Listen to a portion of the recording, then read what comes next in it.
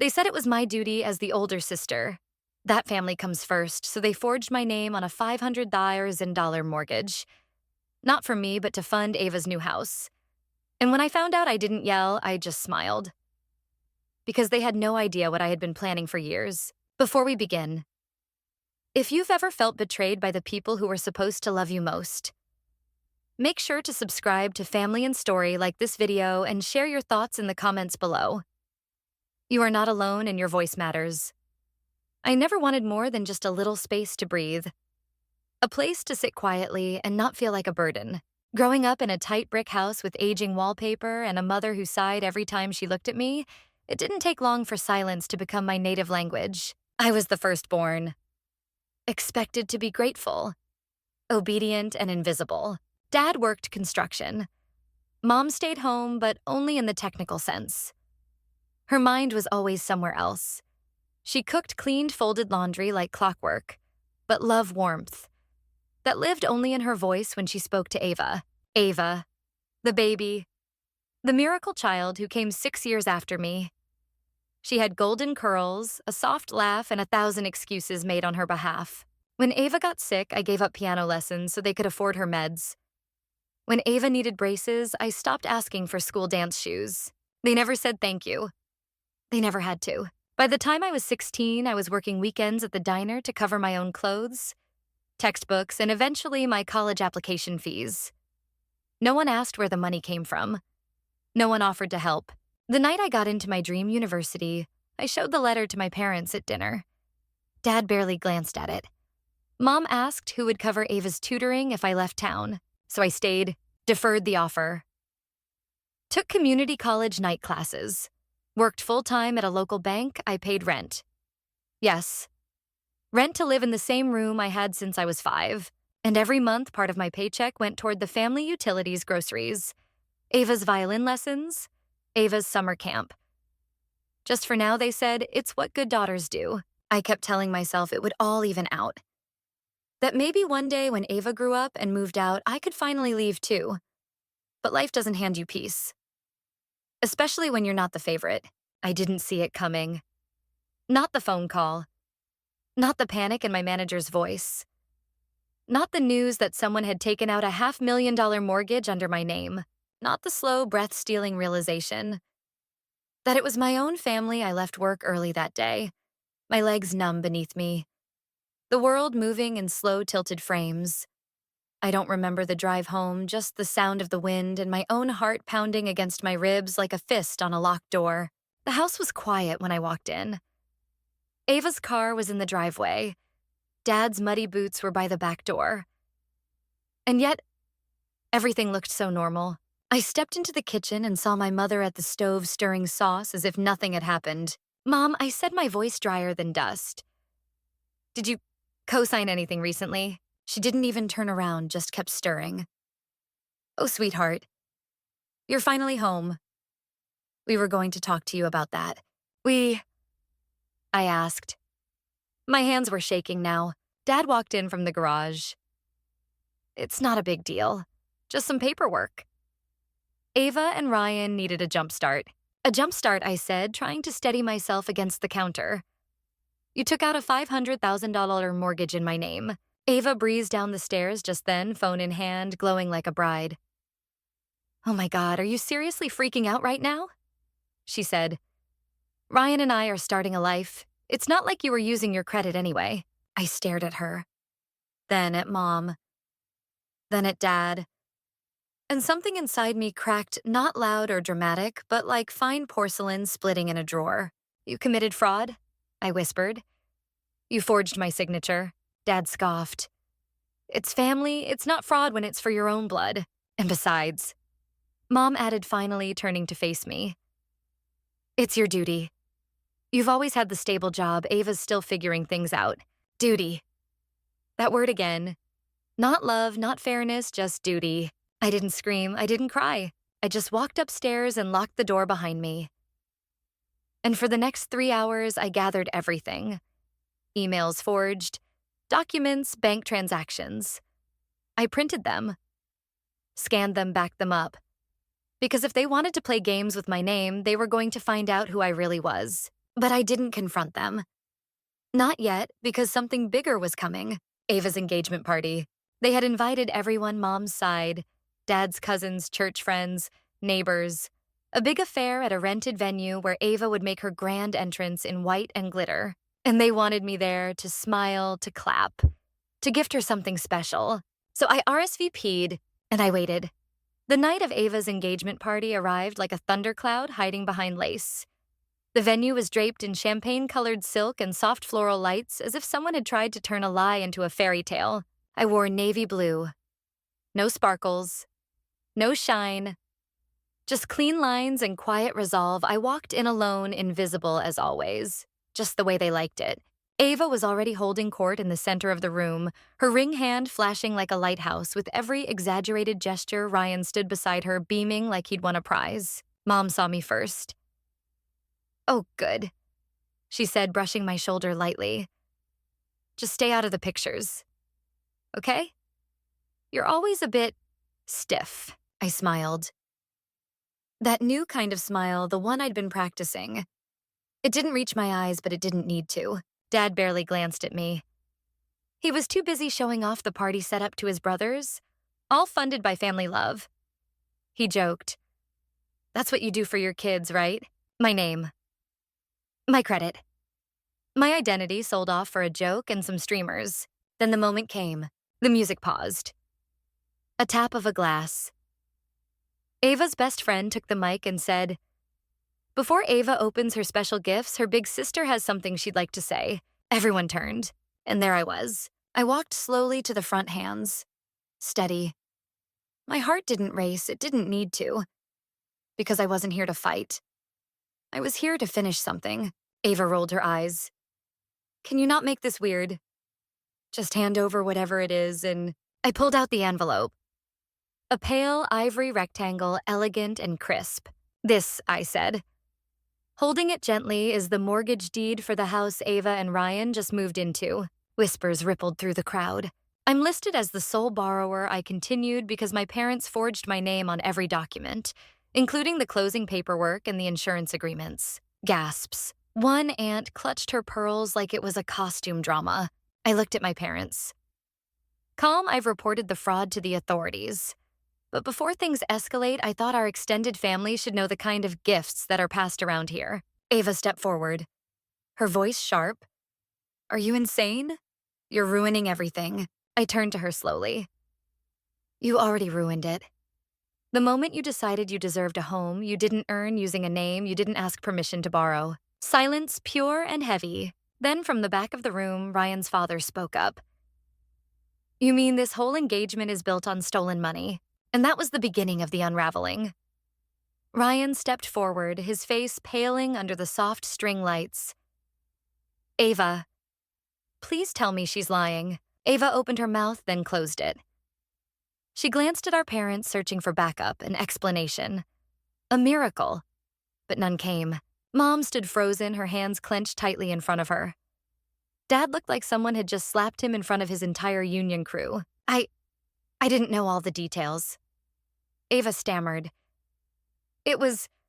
Mom and Dad said it was fine.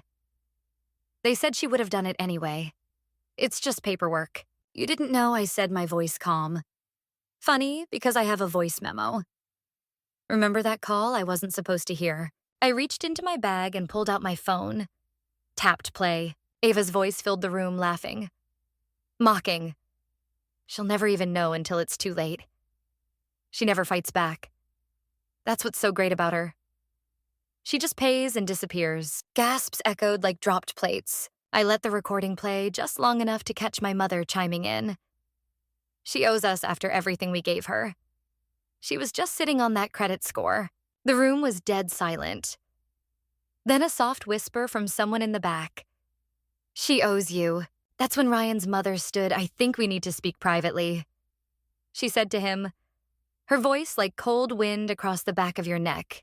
Ryan looked at Ava like she was suddenly a stranger. "Ava, you lied to me. This entire house, our future, was built on theft. I didn't steal it." She cried, her voice rising.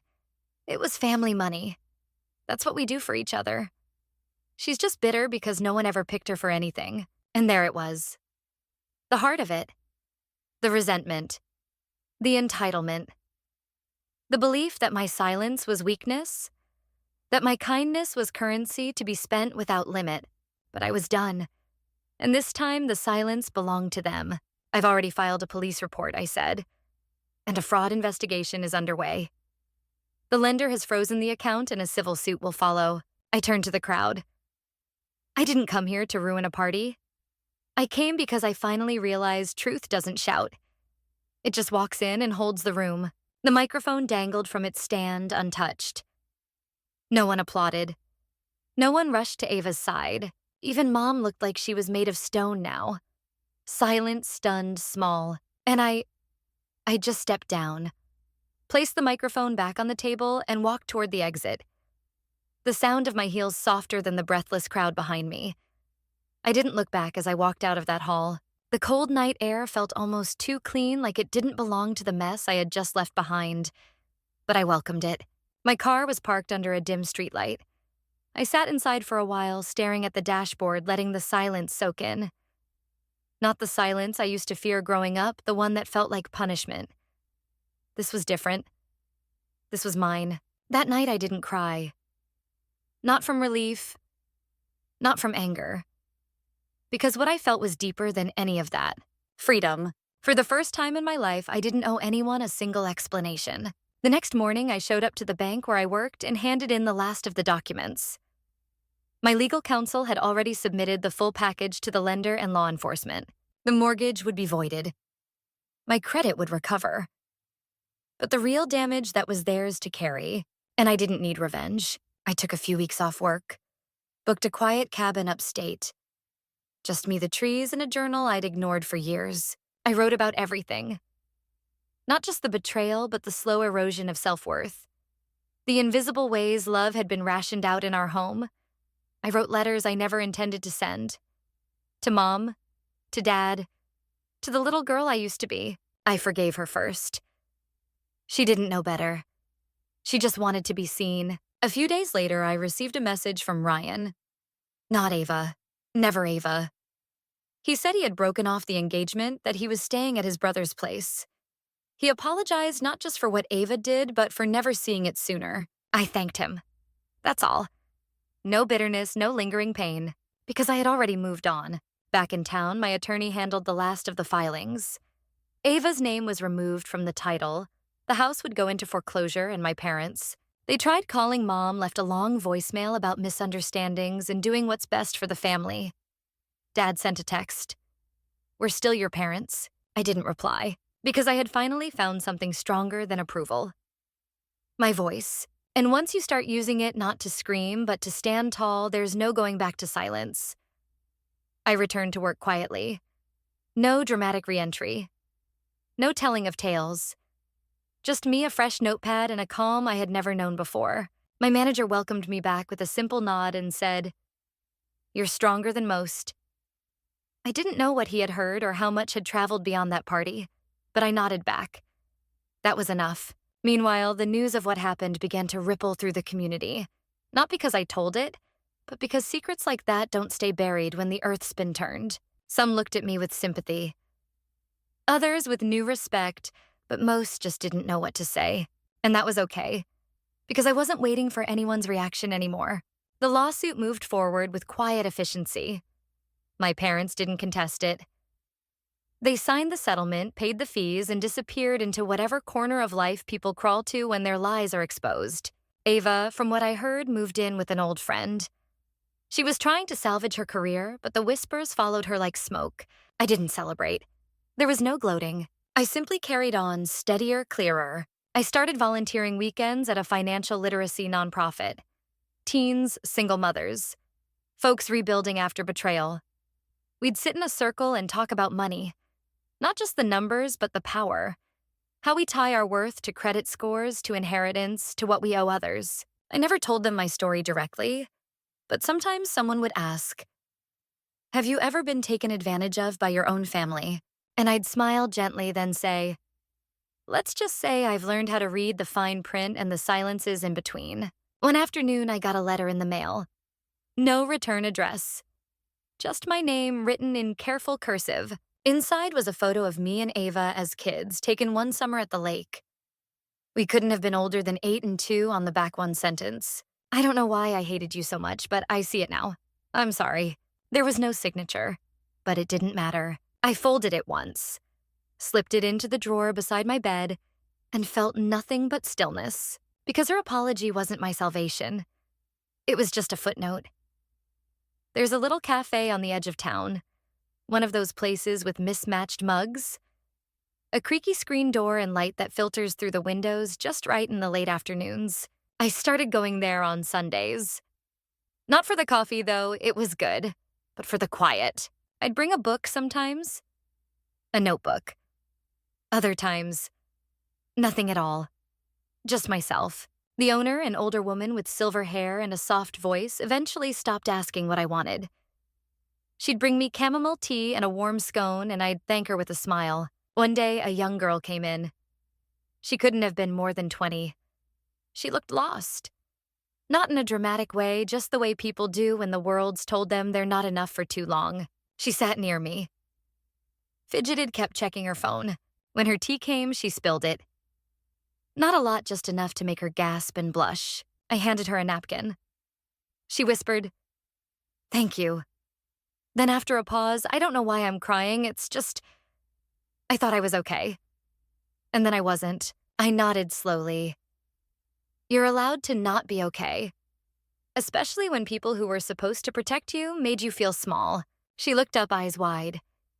And in that moment, I saw myself again years ago, before the mortgage, before the party, before the smile that meant I'm done. We sat for a while in silence. Eventually, she smiled barely. "Thank you," she said again, "for being kind." I left the cafe with the light fading behind me, a soft breeze tugging at my coat. At home, I made tea chamomile. I sat by the window, the same window I once stared through, wondering how much more I could take.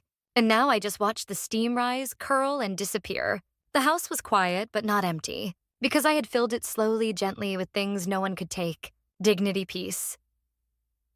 And the calm certainty that I didn't need to be the hero or the victim, just someone who finally chose herself. Outside, the sun dipped low, and I reached out, closed the curtain softly, like closing a chapter.